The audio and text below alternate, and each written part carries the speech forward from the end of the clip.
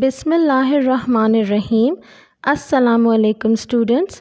Today's topic in Pakistan studies is from history and it is the 14 points of Quaid-e-Azam. इस lesson में हम reasons for 14 points पढ़ेंगे and ये भी देखेंगे कि what are the 14 points of Quaid-e-Azam. British government ने 1928 में एक ऑल पार्टीज कॉन्फ्रेंस कॉल की. इसके चेयरमैन मोतीलाल नेहरू थे. यहाँ मुसलमानों के दरमियान ये भी फैसला हुआ था कि मुस्लिम लीग की फॉर्मेशन स्ट्रॉन्ग की जाए. नेहरू रिपोर्ट मुस्लिम्स के लिए एक ओपन चैलेंज का स्टेटस रखती थी और डेथ वारंट की तरह इसे समझा जाता था.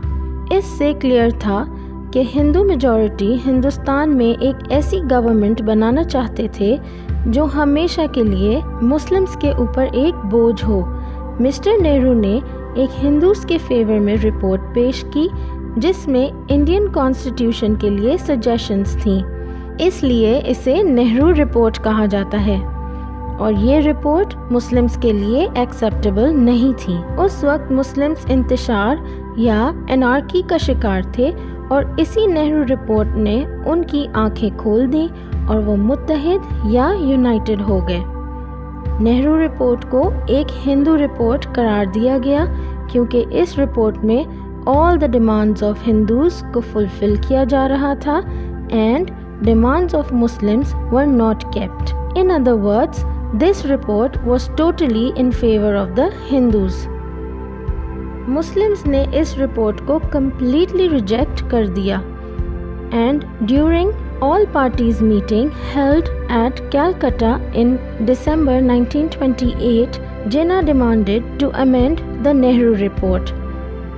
इनिशियली जो अमेंडमेंट्स मिस्टर जिन्ना ने नेहरू रिपोर्ट में डिमांड की थी वो क्या थी हम देखते हैं. सबसे पहले Nehru report said there should be 1/4 representation of Muslims in central legislature. Quaid-e-Azam demanded 1/3 representation of Muslims in central legislature. Nehru report mentioned that there should be joint electorate. Quaid-e-Azam said that there must be separate electorates. Nehru report में mention था that residual powers meaning law enforcement, health, education etc. ये sub centre के पास होंगे. But Quaid-e-Azam ने demand किया कि ये सारे residual powers should remain with the provinces. ये तमाम अमेंडमेंट्स जो कायद-ए-आज़म ने डिमांड की थी वो रिजेक्ट कर दी गई. एज अ रिज़ल्ट मार्च 1929 में all India Muslim league conference Delhi में बुलवाई गई जिसकी वजह से मुस्लिम लीग यूनाइट हुई और वहाँ कायद-ए-आज़म ने मुस्लिम्स के पॉलिटिकल राइट्स को सेफगार्ड करने के लिए अपने 14 पॉइंट्स दिए. यही 14 पॉइंट्स आगे जाकर जिन्नास 14 पॉइंट्स के नाम से मशहूर हुए. हिंदूज ने जिन्नास 14 पॉइंट्स रिजेक्ट कर दिए जिसकी वजह से इवेंचुअली कायद-ए-आज़म ने मुस्लिम्स के लिए एक सेपरेट नेशन यानी पाकिस्तान बनाने का फैसला किया. And finally, after the 14 points were publicized, Jinnah was invited to attend the round table conferences, जहाँ पर उन्होंने ब्रिटिश गवर्नमेंट के सामने ये 14 points as Muslims point of view पेश किए. As a result, many of the demands were accepted and implemented through Government of India Act 1935. आपको reasons तो पता चल गए कि मोहम्मद अली जिन्ना ने ये 14 पॉइंट्स क्यों दिए थे. अब आइए देखते हैं कि ये 14 पॉइंट्स क्या हैं. Point number 1, Jinnah said that the form of the future constitution should be federal meaning एक सेंट्रल अथॉरिटी होगी और रेजिडुअरी पावर्स प्रोविंसेस के पास होंगे. Point number 2, provincial autonomy. इस पॉइंट में जिन्ना ने कहा कि हर प्रोविंस को इक्वल ऑटोनॉमी दी जाए यानी प्रोविंसेस की गवर्नमेंट्स इंडिपेंडेंट होंगी किसी भी एक्सटर्नल इन्फ्लुएंस से. Point number 3, representation of minorities.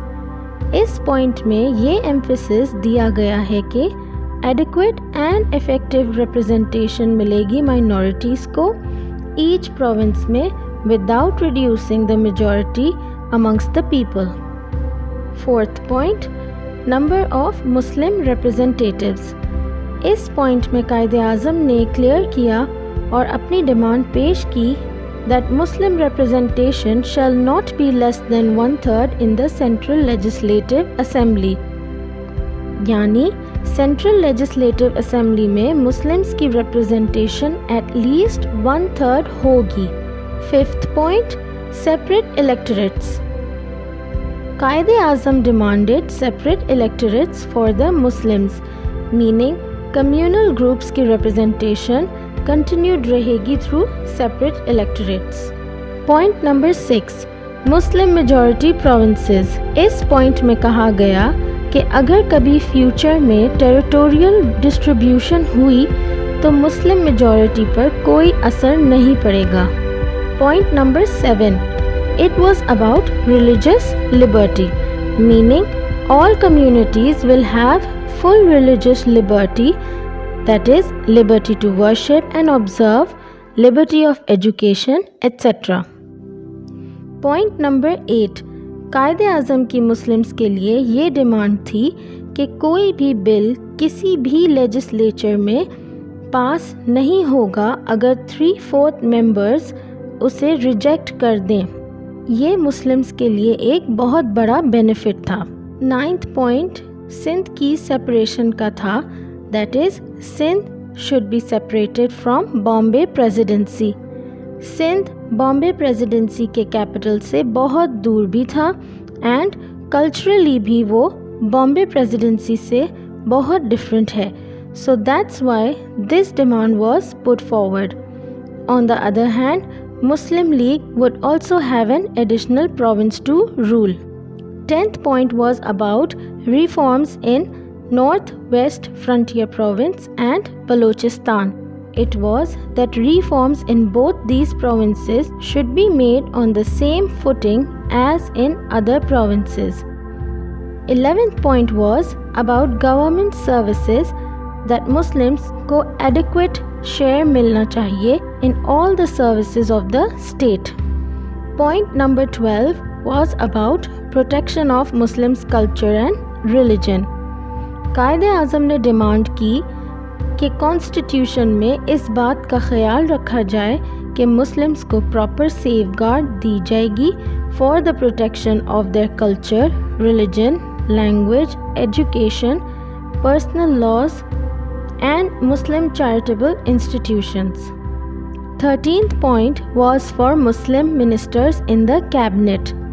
यहाँ कायदे-आज़म ने अपनी ये डिमांड पेश की कि कोई भी कैबिनेट आइदर सेंट्रल हो या प्रोविंशियल फॉर्म नहीं हो सकेगी जब तक उसमें एटलीस्ट 1/3 मुस्लिम मिनिस्टर्स ना हो।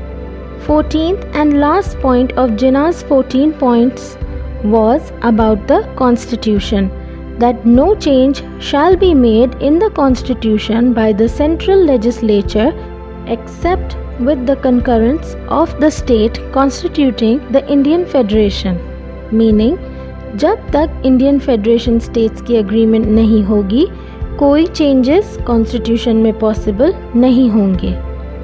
कायदे-आज़म Mohammad Ali जिन्नाह's 14 points are the milestone in the history of Pakistan. इन्हीं 14 पॉइंट्स की वजह से मुस्लिम्स में फ्रीडम स्ट्रगल की स्ट्रेंथ डेवलप हुई। These 14 points were the demand and strength of Muslims for the next 2 decades till the establishment of Pakistan in 1947. Thank you.